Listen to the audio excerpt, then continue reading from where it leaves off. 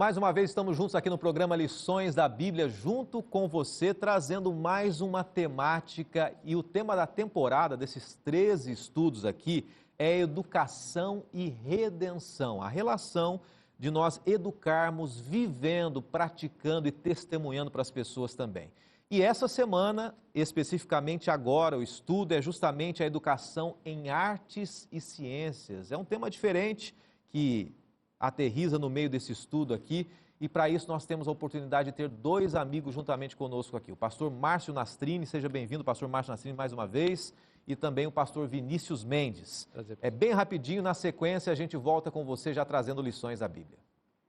Esse é o programa Lições da Bíblia, a cada semana com um tema diferente, com convidados aqui que já apresentamos para você, e essa semana falando sobre ciências e artes também. Não podemos esquecer de um detalhe: Deus é um Deus artista, um Deus criador. E o Deus da ciência também, o Deus que controla toda a história, a trajetória e os fatos e acontecimentos desse mundo também. Para debater esse tema e a relação dessa ciência, dessa arte com a educação, com a igreja, com o testemunho, é tanta coisa boa a ser apresentada aqui. Nós estamos contando com a presença desses dois pastores que eu disse para você, pastor Márcio, pastor Vinícius. E nesse momento o pastor Vinícius vai começar orando, abrindo o coração para nós abrirmos a palavra de Deus também. Pastor Vinícius, faz favor. Nosso Deus e nosso Pai, que privilégio nós temos de estudarmos a Tua Palavra. Amém. Neste momento, convidamos a presença do Teu Espírito a estar conosco aqui, abrindo a nossa mente, o nosso coração, para que nós possamos entender e colocar em prática aquilo que Tu nos ensinares. Nós te pedimos em nome de Jesus. Amém. Amém. Amém. Muito bem, a gente começa já apresentando então o tema de hoje, um tema muito especial e diferente também, né? Um tema diferente do convencional que a gente tem debatido aqui tanto no Lições da Bíblia quanto em outros programas também. Mas pastor Márcio, pastor Vinícius, as pessoas estão acompanhando aqui e sedentas para a gente apresentar algumas informações interessantes. Eu falei logo no início aqui que Deus é um Deus criador, Deus é um Deus artista, né? E quando a gente fala em arte, eu não sei o que passa na cabeça de vocês, eu estava pensando aqui, né? Normalmente a gente associa artistas a cinema, a estrelas, né? Grandes estrelas, mas nós podemos ser artistas também, né? O ser humano, ele é de certa maneira um artista também, né? Cada um tem as suas facilidades, ou seja, manuais, de comunicação, cada um, e a gente tem que olhar por esse prisma, né? De um Deus criador, sem olhar com tendências preconceituosas também, embora a gente tem que entender claramente também que isso não deve fazer de nós estrelas despontando acima dos demais. Mas a lição ela começa a falar sobre artes e ciências. Eu queria fazer o seguinte, pastor Vinícius, para começar aqui, dá uma pincelada para a gente do que a gente pode começar a entender sobre essa reflexão, né? Artes e ciência, qual que é a relação disso com religião, com igreja? Por que debater esse tema aqui no meio de tantos estudos bíblicos, né? Como é que você poderia enxergar essa temática aqui para a gente introduzir o nosso guia de estudos?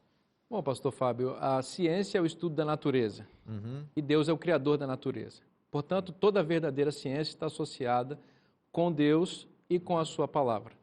Aquilo que tenta distanciar ciência e Deus e teologia não é verdadeira ciência. A arte está associada com a beleza, e Deus é o criador da beleza. Deus tem um profundo e refinado senso estético. Então, ao nós olharmos para a beleza das coisas, daquilo que foi criado por Deus, nós percebemos o gênio criativo divino impresso em todas essas coisas. Portanto, o ser humano também foi criado por Deus com essa capacidade de discernir entre o feio e o bonito, entre o bom e o mal. Isso tudo está associado com arte. Então, naturalmente, a verdadeira educação e a igreja estarão nos ajudando, nos balizando para termos uma boa relação com a ciência e com a arte. Nesse sentido, existe boa ciência e má ciência, e existe boa arte e má arte. E a palavra de Deus vai nos dar o balizamento seguro para escolhermos nessas áreas diferentes. Tá bom. Pastor Márcio, então, falando já que nós temos que compreender um pouco mais acerca da ciência, a relação da ciência com a cultura e também com a educação, Como é que a igreja, de maneira que a gente possa interpretar a ciência e a arte, como é que a igreja pode entender isso de uma maneira bíblica, né? Porque eu posso olhar para a ciência e para a arte e simplesmente negar a Deus. Isso é muito comum hoje. Mas a igreja pode olhar para a Bíblia e enxergar também ciência e arte? Como é que a gente pode interpretar? Pode, pastor Fábio. Porque, na realidade, a Bíblia também tem disciplinas em meio a ela que falam sobre geografia, história, literatura, poesia, não é? A Bíblia, na realidade, é um currículo escolar amplo. Agora, o ponto essencial, no sentido de artes e ciências, juntamente com a igreja e a educação cristã, é o fato de reconhecer Deus como Criador, como o pastor Vinícius colocou, e reconhecê-lo como mantenedor de todas as coisas. Então, vamos trazer isso para a prática. Em uma escola cristã, como a escola adventista, por exemplo, se eu tenho lá no livro didático apenas uma doutrina para ser ensinada, vamos supor, a volta de Jesus está sendo comentada entre os alunos da quinta série. Tem aqueles que creem, aqueles que não creem, os que creem de modo diferente. Mas se ela faz parte apenas de um livro didático, isso não traz nenhum sentido para a educação cristã. Mas, se eu coloco essa literatura de artes e ciências, tendo Deus e a palavra dele como orientação educacional, então daí faz sentido. Então, eu penso que a parte importante das artes, das ciências, que são compêndios, não é? Da educação geral, deve ser orientada pela palavra de Deus. O que houve foi um distanciamento entre palavra de Deus, Bíblia e religião, certo? Principalmente cristianismo, das ciências ou do estudo formal. Entendi. Pastor Vinícius? Pastor Fábio, tanto a Bíblia quanto a ciência são consideradas fontes de conhecimento. Sim. A Bíblia é uma fonte de conhecimento que, dentro da teologia cristã, é identificada como revelação especial. Ou seja, Deus se manifestou de maneira direta e explícita por meio do texto sagrado, dando a nós acesso a um conteúdo que ele achou que seria importante para nós, que ele considerou importante para a nossa salvação. A natureza, que é estudada pela ciência, Sim. também é uma fonte de conhecimento, conforme eu disse, e também é uma fonte de revelação, ou uma forma de revelação divina, que em teologia se chama de revelação geral. Isso significa o quê? Que depois da entrada do pecado, embora as digitais do Criador estejam em tudo aquilo que ele criou, essas coisas não podem expressar de maneira plena o caráter de Deus, o conhecimento de Deus, e também não revelam de maneira cognitiva quem Deus é. Naturalmente, uma pessoa sincera e honesta, ao olhar para aquilo que é criado, ela vai ter uma concepção, uma percepção da existência divina. Outros, porém, vão olhar para essas mesmas coisas e vão negar. Então, sendo a ciência o estudo da natureza, ela precisa estar subordinada à revelação especial que é a palavra de Deus. Nesse sentido, quando a ciência não contradiz a palavra de Deus, mas corrobora os ensinos da palavra de Deus, ela pode também ser considerada uma fonte importante de conhecimento também a respeito de Deus e da realidade. Qual é o problema com a ciência? Quando ela quer fugir desse paradigma ou desse padrão da palavra de Deus e tenta estabelecer uma fonte absoluta de conhecimento para se contrapor àquilo que está revelado na palavra de Deus. Nesse sentido, nós temos um problema aqui. Então, todo cristão que gosta da ciência, todos nós somos consumidores, direto e indiretamente, daquilo que a ciência promove no mundo, precisamos ter a consciência de que a boa ciência é aquela, precisamos ter a ciência, né? Que a boa ciência é aquela que está subordinada ao conhecimento da palavra de Deus e não contradiz a palavra de Deus. Exatamente. Agora, a pergunta que eu faria é o seguinte, pastor Márcio, essa percepção da ciência, ela é suficiente para a gente entender a condição do ser humano? Será que o fato da gente olhar para a natureza, como deu exemplo o pastor Vinícius, né? A gente olhar para a arte em si, é o suficiente ou a gente teria que procurar outros caminhos para entender a realidade humana, a questão da luta do ser humano, da natureza humana? Como é que você enxerga essa possibilidade ou não aí? Veja, dentro da ciência também existe a questão da fé, porque a ciência é baseada em pressupostos, em teses experimentais que depois se tornam teses ou teorias. E a Bíblia e a crença em um Deus, que é criador e mantenedor, a qual a ciência, como foi falado, deve estar submissa, também exige fé. Você já imaginou assim? A ciência se baseia, por exemplo, no fato de que existe no universo algo que se chama existência infinita. Não é? Então, o universo tem uma existência infinita. Se o universo tem uma existência e uma expansão infinita, e eu creio em Deus como Criador, ele teria que existir antes desse infinito. Então, a ciência não consegue, racionalmente, explicar isso. Porque a ciência tem que se basear em fatos experimentais, em teses e teorias. Agora, precisa de uma questão de fé, também para acreditar que em algum momento que não houve tempo, já existiu o infinito e o universo em expansão. Então, a ciência lida com isso daí, e aí está a diferença que você perguntou. É possível pela ciência somente termos um alicerce para a vida? Não, não é possível. A ciência pretende um caminho independente da fé? Pretende. Porém, ela se contradiz no aspecto da origem da vida. Então, aquilo que a ciência coloca como origem da vida, e a origem de tudo, no caso, dentro do paradigma científico hoje, o Big Bang, né, essa grande explosão da qual derivou a existência no universo, também pressupõe fé para acreditar que isso ocorreu, porque ninguém poderá voltar lá no passado, milhões e milhões de anos, para reproduzir aquele fenômeno. Exato. Isso é impossível. Logo, de igual maneira, como o criacionismo, que é a ideia de que Deus é o criador de todas as coisas a partir da Bíblia, também depende de fé para entender que foi Deus que iniciou tudo isso, a ciência também começa dependendo de fé, o que é, digamos assim, um incômodo para essa mente racionalista científica que predomina no paradigma científico atual. Agora, por mais que a pessoa seja um racionalista, né, ela questione a questão da fé, é claro que no fundo ela vai entender que ela depende de fé também, que é o que você mencionou, né? Independente de ser pela existência do universo, porque isso não pode ser comprovado por nenhum lado, né? Evidenciado sim, mas comprovado não. Mas como nas pequenas coisas, né? A gente já dá aqueles exemplos, né? Confiar no médico, confiar no piloto do avião, fé, esses aspectos todos. Seja você um religioso, um cristão ou um cético ateu, a fé ela está intrínseca na necessidade do ser humano ali, né?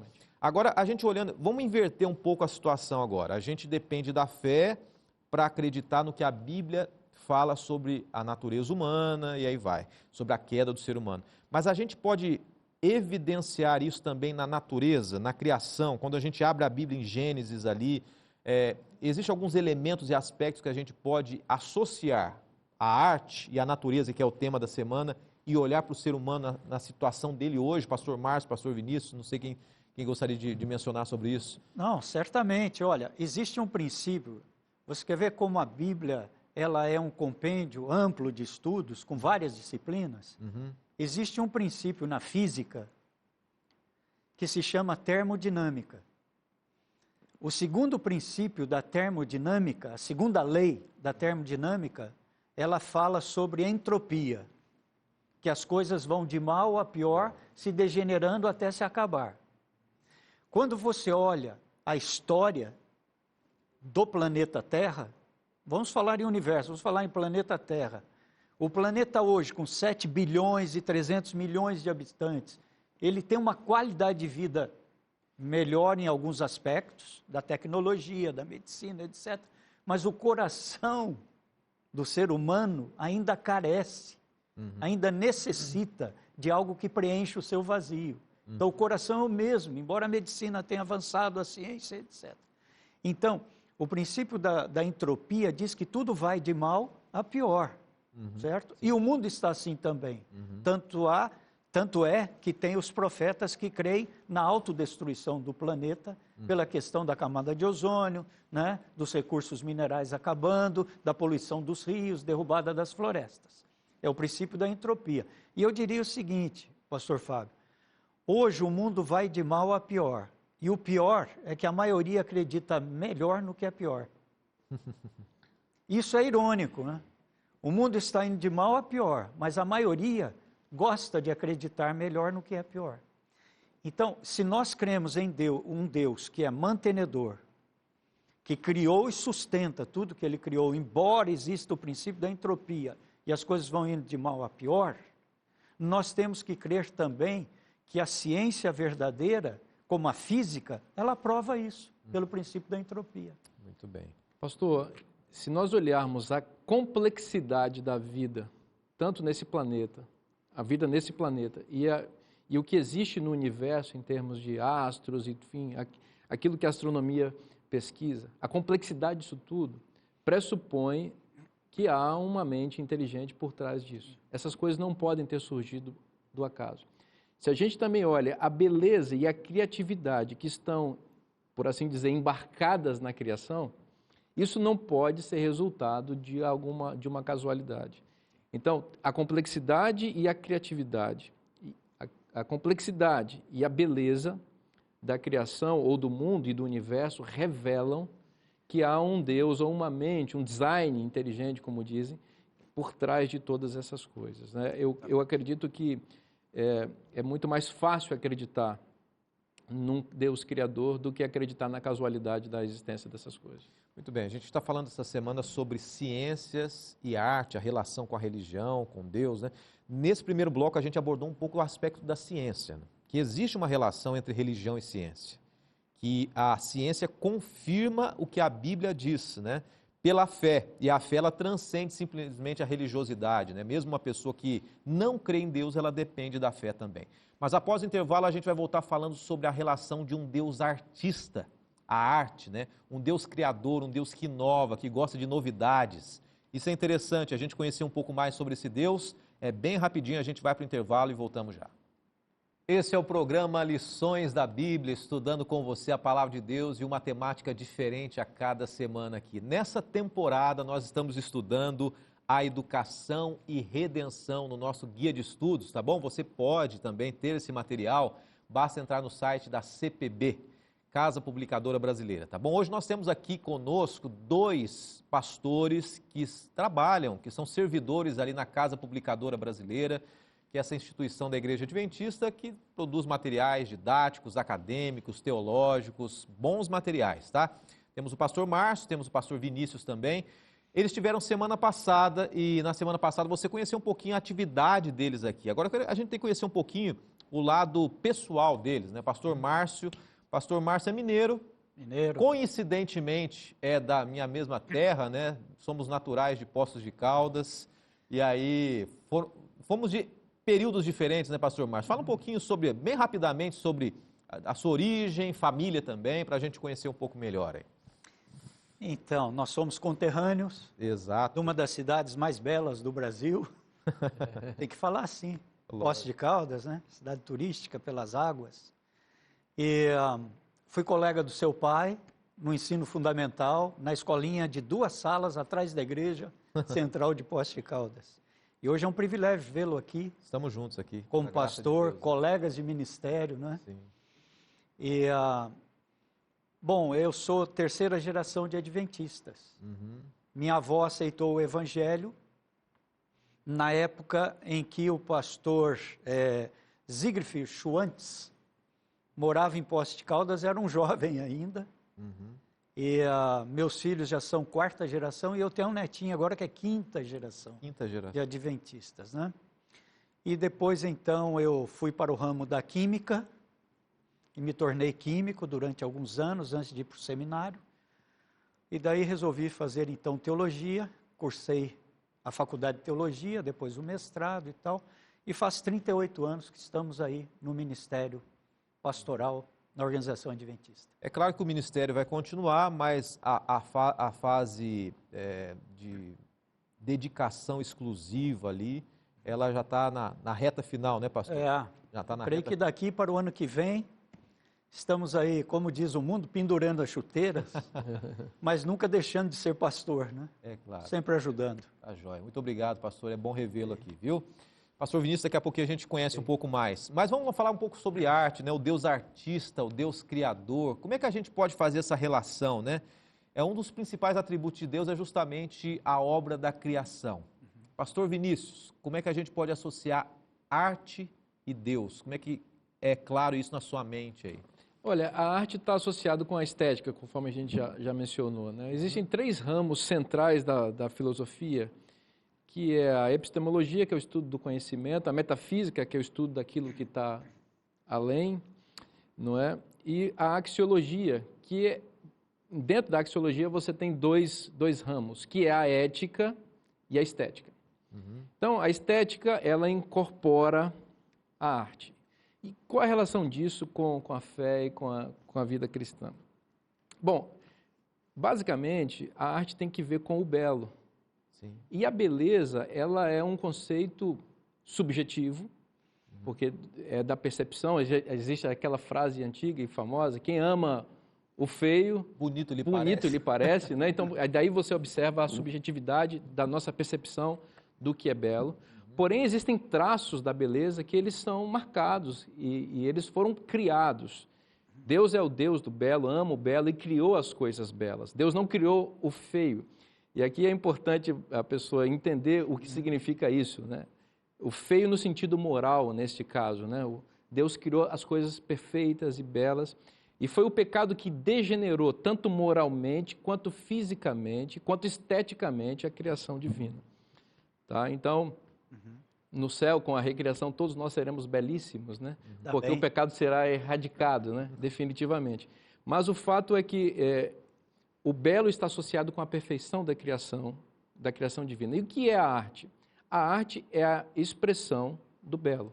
É o uso da criatividade humana e das vocações naturais humanas para determinadas áreas para fazer as coisas de forma bela. É muito interessante perceber que, enquanto a estética, portanto, vinculada à arte, tem a ver com a nossa percepção daquilo que é belo, a ética tem que ver com aquilo que é bom ou mal. Porém, a estética, ela define ou influencia a nossa ética. Alguém já disse que é mais importante você fazer as músicas de uma nação do que as leis dela.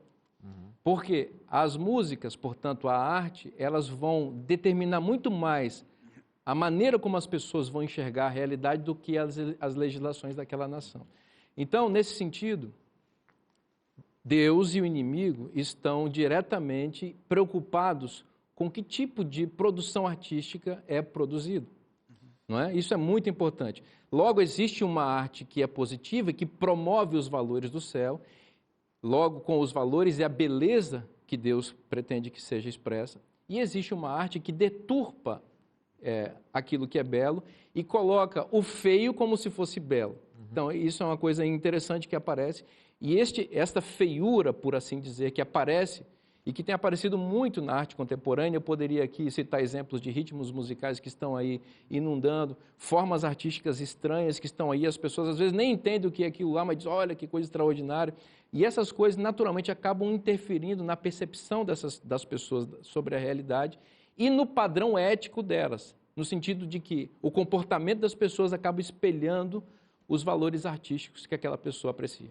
Isso me faz lembrar de uma informação que eu recebi certa vez, né? Você falando sobre a questão estética. Claro que quem ama o feio, bonito, lhe parece, é muito subjetivo, mas ao mesmo tempo tem alguns princípios, né? Claro. Me lembro de uma pesquisa que foi falado o seguinte, que a proporcionalidade é algo que tem uma relação com o belo, né? Por exemplo, quanto mais proporcional os dois lados do rosto da pessoa, né? a questão da simetria, então mais bonita a pessoa parece socialmente, né? Então, Deus é um Deus da arte, Deus é um Deus da simetria, então existe um parâmetro, mesmo que seja subjetivo, o ser humano acaba enxergando aquilo e fala, parece bonito, né?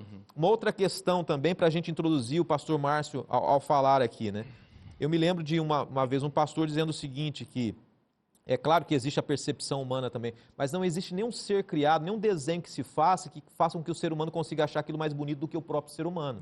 Então, assim, muitas vezes fazem filmes de ET aí, né? O filme de ET e tal, mas, poxa, que ser estranho, para nós sou. Então, o ser humano, a referência da arte do ser humano, do rosto, do físico, chama a atenção do ser humano muito mais do que qualquer outro desenho criado, né?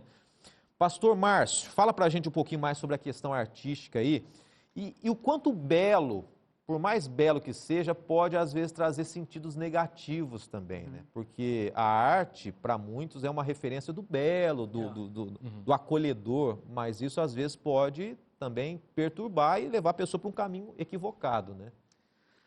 Nós precisamos nos lembrar que, por exemplo, a lição traz aqui o guia, né? Salmo 96, verso 9. Adorai o Senhor na beleza da sua santidade.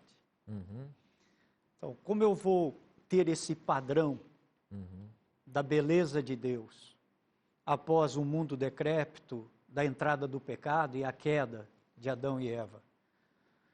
Seguindo o exemplo de Jesus e vendo o meu modelo em Cristo e Cristo em minha vida. Porque adorai o Senhor na beleza da sua santidade, santidade aí vem de uma palavra grega, né? A maioria dos cristãos conhece, que quer dizer separado, peculiar, distinto. Então Deus tem uma santidade bela, distinta, peculiar, que só cabe a Ele. É impossível atingir esse padrão. Porém, nós podemos adorá-lo nas coisas criadas, na beleza do que Ele fez, nas coisas que Ele faz para a nossa vida, né? Essa é a beleza da santidade. Agora, o que acontece aqui? A beleza está dentro de uma das áreas, como o pastor Vinícius colocou, da filosofia. A filosofia, então, trabalha com a lógica, buscando o argumento ideal, não é? Depois ela trabalha com a ética, buscando o comportamento ideal. Daí ela trabalha com a política, buscando o sistema ideal. Aí ela vai trabalhar com a metafísica, buscando o conceito de vida, a ideologia de vida, a cosmovisão ideal, metafísica. E, finalmente, ela trabalha com a estética, buscando a forma e a beleza ideal. Então, como é que o inimigo deturpou isso? Deturpou no cinema, na TV, nas artes cênicas, que é o teatro, na literatura, né, como já foi colocado aqui. Então, veja, nem tudo nessa vida, depois do pecado, agora eu vou chegar exatamente no ponto que você colocou, que nos diferencia na educação cristã, certo? E na ideologia cristã de vida, cosmovisão cristocêntrica e teocêntrica, o que nos diferencia é o seguinte: nem tudo que para a sociedade é belo é bom. Eva caiu exatamente nesse erro. Ela olhou a árvore do conhecimento do bem e do mal, olhou para o fruto, e a Bíblia diz em Gênesis que aquilo foi agradável aos olhos. A palavra no original é belo. Foi belo. A forma do fruto da árvore da ciência do bem e do mal atraiu Eva. E o que aconteceu? Ela trouxe, juntamente com Adão, o pecado para a humanidade. Então, nem tudo que é belo é bom, como a sociedade, a cultura e a ciência colocam. Mas se eu adoro a Deus na beleza da santidade dele, aí eu vou saber distinguir entre o que é belo e bom e o belo que não é bom. Eu acho que essa frase, ela representa muito, né? Nem tudo que é belo é bom. Pastor Vinícius, como é que a gente pode, então, ter um cuidado, né, com uma visão e um princípio e valores cristãos de consumir arte, né? Porque a gente está diretamente relacionado com a arte, né? Um dos grandes exemplos aí é a questão mesmo cinematográfica, que é muito forte, que levanta artistas e astros aí e envolve o mundo todo. Então, sintetiza para a gente aí como é que a gente pode assimilar isso. Pastor Fábio, a exemplo que acontece com a ciência, a beleza artística também deve estar subordinada à revelação divina. É a revelação divina que estabelece os princípios do que é belo. Então, se uma percepção de beleza está sendo colocada artisticamente e está sendo vendida como boa arte, eu preciso, para consumir isso, peneirar esta arte, essa proposta de arte a partir dos princípios bíblicos colocados. O exemplo de Eva é muito interessante, porque de fato o fruto era belo. A Bíblia diz que o diabo ele é capaz de se transformar também em anjo de luz. Observa, o inimigo não tem dificuldade de trabalhar com a beleza. E ele usa muitas vezes a beleza para contraditar a palavra de Deus. Então, quando a beleza ela é utilizada com fins que distanciam a pessoa de Deus, ela deve ser rejeitada. O fim, o objetivo primordial da estética cristã, ou seja, de uma arte produzida para ser consumida livremente por cristãos ou por pessoas que querem estar consumindo boa arte, é que esta arte, esta estética, ela vai modelar um caráter belo. Então, se você consome uma arte, seja música, cinema, enfim, literatura ou qualquer outro meio artístico, que de alguma forma deturpa o seu caráter, a sua moralidade, rebaixa as suas paixões, esta arte não deve ser consumida, deve ser rechaçada. E como cristãos, precisamos nos preocupar tanto por aquilo que a cultura externa à igreja produz, quanto como nós mesmos, como produtores culturais que somos, nós somos cantores, nós somos escritores, nós somos pregadores, tudo isso está dentro do gênio criativo humano. Nós também temos que preocupar e passar essa nossa produção artística e cultural nos princípios da palavra de Deus. Tudo que é puro, tudo que é santo, tudo que é nobre, essas coisas precisam estar norteando a nossa relação com a arte. Ou seja, nós precisamos sempre, não é, como síntese, submetê-la ao modelo. E o modelo é a beleza do Senhor em sua santidade. Assim como a ciência tem que estar subordinada, a ciência é uma Exatamente. referência, obviamente, subordinada a Deus, a palavra de Deus, a arte também tem que estar subordinada, né? A gente vai para um rápido intervalo agora, na sequência a gente volta ainda discutindo sobre essa questão, a relação ciência, arte com a religião. É um desafio para nós estamos inseridos num contexto artístico mundial, ciência, questionamentos também, e é importante a gente se preparar e conhecer bastante sobre esse assunto. É bem rapidinho, a gente volta já. Mais uma vez estamos juntos aqui no Lições da Bíblia, debatendo essa semana sobre a relação da religiosidade, a religião com a arte, com a ciência também. Estamos com os pastores, pastor Márcio Nastrini, pastor Vinícius Mendes também. No bloco anterior a gente apresentou o pastor Márcio Nastrini, conterrâneo aqui. Agora é o momento da gente apresentar o pastor Vinícius. Semana passada você falou sobre a sua parte profissional, né, pastor? Mas eu fiquei sabendo que você é capixaba, né? De que lugar do Espírito Santo exatamente? Ali de Vitória mesmo? Vitória. Capital, né? Da capital ali, da Grande Vitória. Grande Vitória, tá joia, Então, nasceu ali e a partir daí decidiu fazer teologia, esse foi o seu caminho? Como é que foi? Eu fui fazer teologia um pouquinho mais tarde, fui fazer teologia com 28 anos. Eu tenho uma formação anterior, sou formado em letras português e fui professor de literatura, inclusive, redação, e durante 10 anos. Sim. Então... E a sua família hoje? Mas fica à vontade. Então, eu ia dizer o seguinte, eu fui professor durante 10 anos, mas também durante o período da minha formação em teologia, eu também me lecionei, por isso dá 10 anos aí.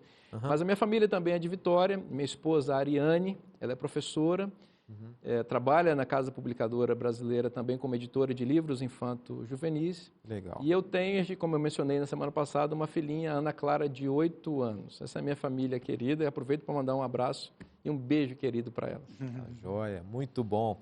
E a gente vai voltar a falar sobre arte aqui, né? Falar sobre a relação entre Deus, um Deus artista, um Deus criador, um Deus da ciência também. Pastor Márcio, Provérbios 1 tem um recado para a gente aqui e faz essa relação entre Deus, a sabedoria, a devoção a Deus. Como é que a gente pode... Porque a sabedoria e o conhecimento, ele tem uma relação também profunda com a ciência, com a arte, com o conhecimento, né? Como é que a gente pode associar, então, Provérbios 1 com a sabedoria de Deus? O livro de Provérbios, ele tem algumas palavras, cerca de meia dúzia de termos que o norteiam. E ele foi escrito pelo sábio Salomão, não é? Filho de Davi. Então, quais são as palavras que norteiam e que ele se depois coloca aquilo que é o antônimo desses termos ou palavras? Seria a contraposição. Então, sabedoria e tolice, não é? Verdade e erro, não é? Certo e errado, a questão do que é bom e do que é mal, mentira e verdade. E as palavras que norteiam o livro de Provérbios são discernimento, bom senso, Você ser fiel, não é? Questão da fidelidade. E do outro lado, a infidelidade, não é? Uma pessoa ser insensata, não ter discernimento, não assimilar, digerir aquilo que assimilou, colocar diante do padrão divino. Então, tudo isso é chamado de tolice. Então, aqui, a parte da sabedoria e da tolice, na parte de quarta-feira do guia de estudo, trabalha exatamente esse ponto. Provérbios 1 diz, o temor ao Senhor é o princípio da sabedoria. Princípio aí como fundamento da sabedoria. Então, é aquilo que eu disse a semana passada.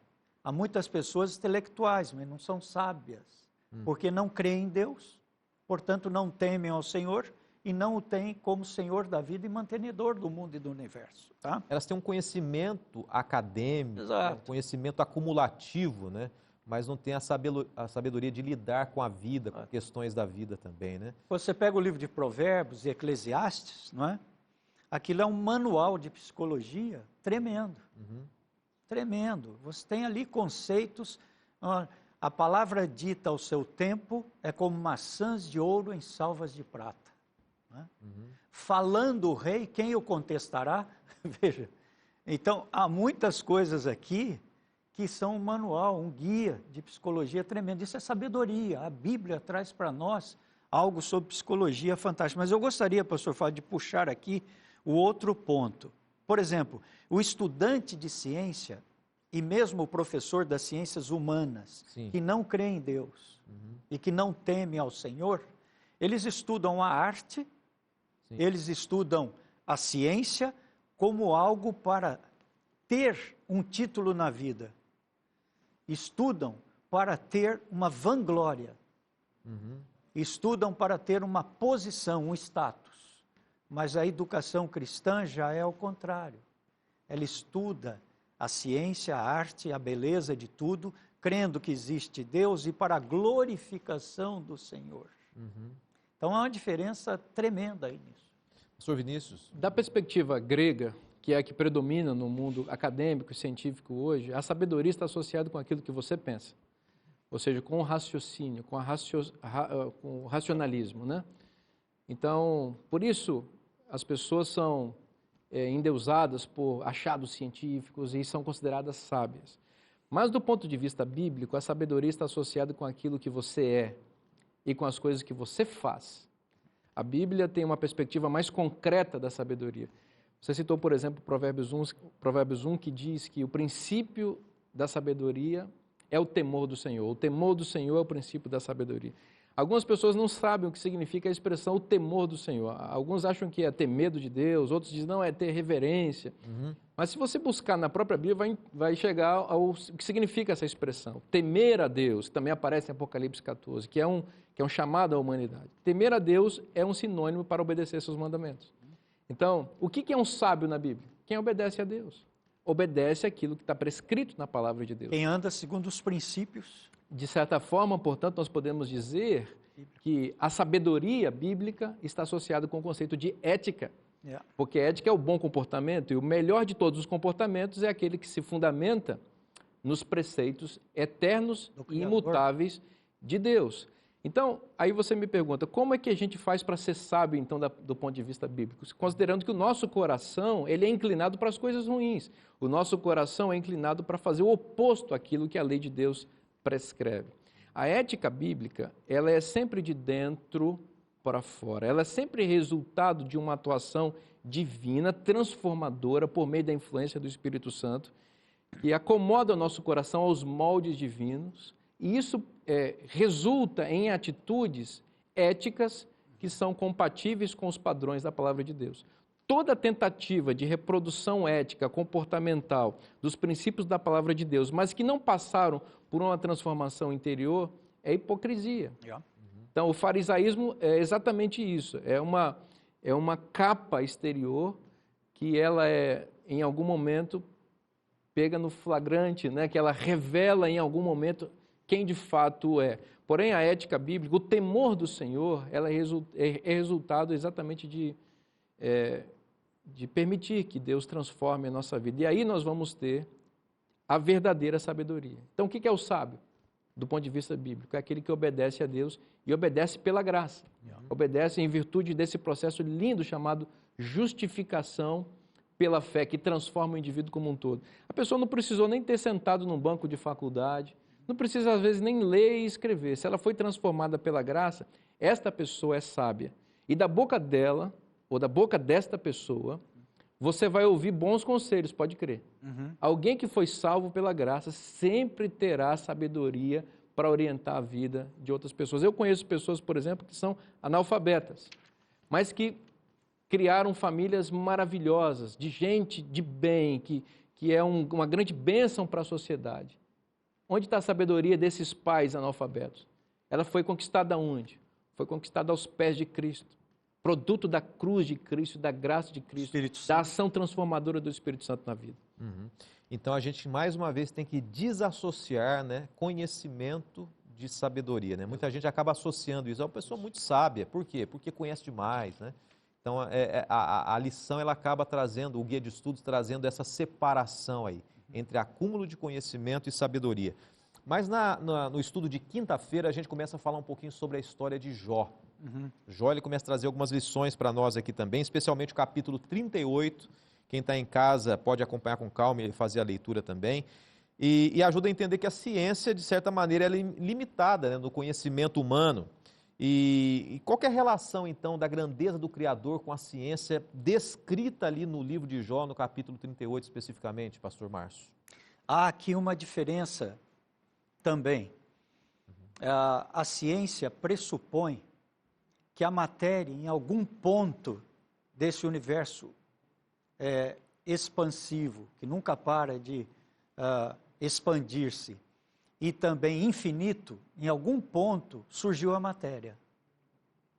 Então eles creem que na própria matéria, inerte na matéria, teve uma força vital, veja que coisa absurda, havia na matéria uma força vital para criar a matéria, e daí para frente tudo começou a existir. Pessoas, animais, árvores, vida, etc. Mas a biologia, bios, vida, logia, estudo, ela já, vamos dizer assim, se contrapõe a essa tese, porque a biologia diz que vida só provém de vida. Se vida só provém de vida, a própria biologia, que é uma ciência, se contrapõe à tese do cientificismo de que em algum momento começou a ter matéria. Agora veja, Jó, no diálogo com Deus, Deus diz assim: onde estavas tu quando eu estabeleci os fundamentos da terra? Onde estavas quando eu criei isso, criei aquilo, estabeleci o globo que está suspenso sobre o nada? Quem é que segura a terra? 6 sextilhões de toneladas seria o peso aproximado da terra.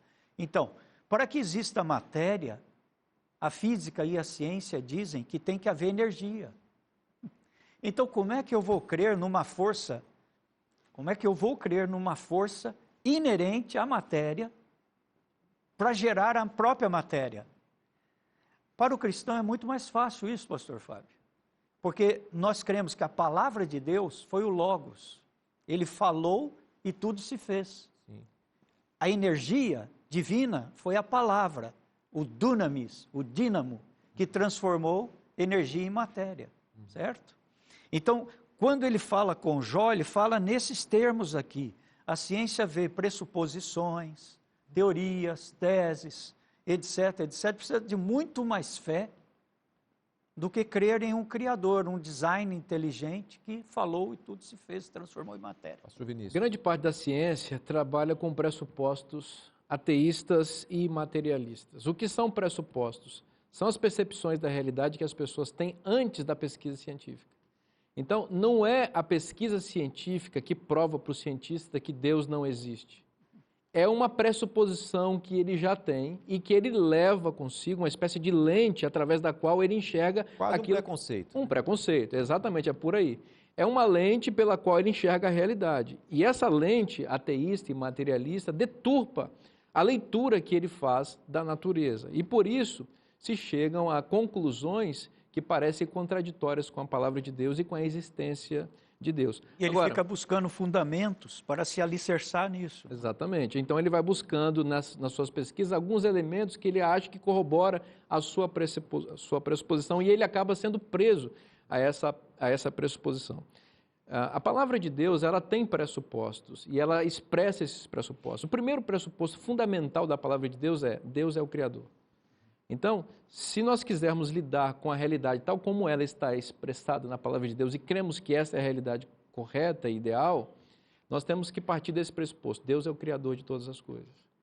Não é? Nós temos que entender que Deus criou tudo perfeito e que Gênesis 3 nos revela que houve uma invasão pecaminosa nesse mundo que deturpou a criação divina e que a partir disso entrou em curso um plano divino para a restauração da criação ideal e nós estamos sofrendo as influências desse plano nesse momento. Há um conflito em jogo nesse momento porque a parte invasora não quer permitir que esse plano se torne realidade, então há um conflito entre Deus e Satanás. Mas Deus vencerá esse conflito no final porque ele já tem a prova de que vencerá na cruz do Calvário, ele já fundamentou essa vitória na cruz do Calvário e, no fim, Deus vai restabelecer seu reino a partir da volta de Cristo. Então, esse panorama, o que eu acabei de apresentar aqui, basicamente, em linhas gerais, são pressupostos que aparecem na Bíblia e que nos ajudam a entender ou ler a realidade de uma maneira como Deus a enxerga. Sem esses pressupostos, nós vamos olhar para a natureza como um cientista ateísta e materialista.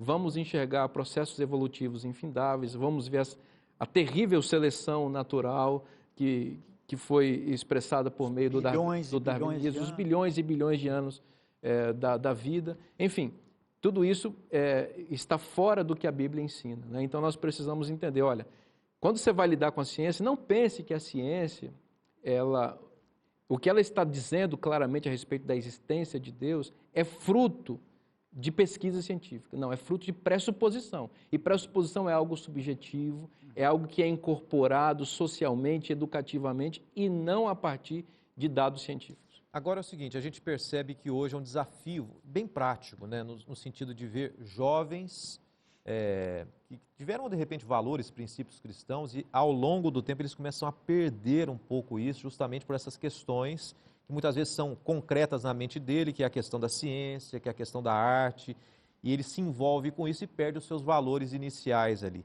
Agora, para a gente fechar, né, um pouco tempo que temos aqui, por que a gente vê tanta dificuldade em associar a ciência moderna, atual ou secular, chamando assim, da ciência ou revelação, né? Por que é difícil a gente associar uma coisa com a outra?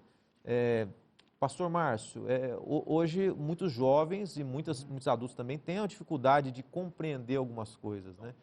Tem uma relação a ciência secular com a ciência ou a revelação? Como é que a gente enxerga tudo isso?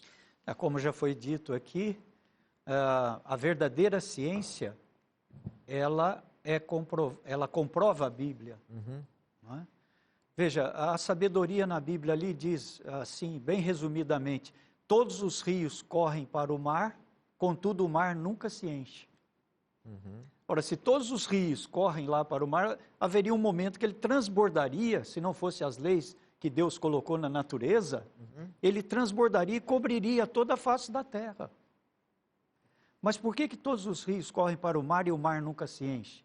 Porque tem o sol aquece as águas, elas formam nuvens, certo?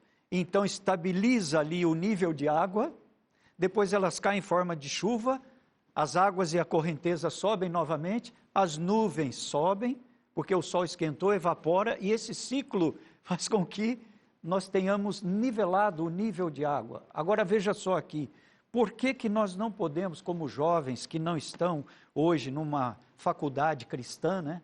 Porque, qual é o problema, pastor? O problema é sobrenatural. A ciência não crê no sobrenatural. E o jovem na educação cristã, pela fé em Deus, como já foi colocado, ele tem o fator que se chama sobrenatural. É isso. Pastor Márcio, pastor Vinícius também, nosso tempo já se foi, né? Tanto assunto, é um tema diferente, foi um tema diferente essa semana, mas quando a gente começa a explorar, a gente vê que tem muita informação, né? Ciência, arte, um Deus criador, um Deus que cuida de nós. E mais uma vez eu agradeço a presença de vocês aqui. Eu tenho certeza que essas 2 semanas contribuíram bastante para o conhecimento de cada telespectador, tá bom? Até uma próxima oportunidade. A você que está em casa também, não se esqueça, semana que vem nós temos mais um tema a ser apresentado aqui para você, mais um pastor, mais um convidado, e juntos estudando cada vez mais a palavra de Deus. Deus abençoe você, até um próximo encontro. Esse é o programa Lições da Bíblia. Até mais.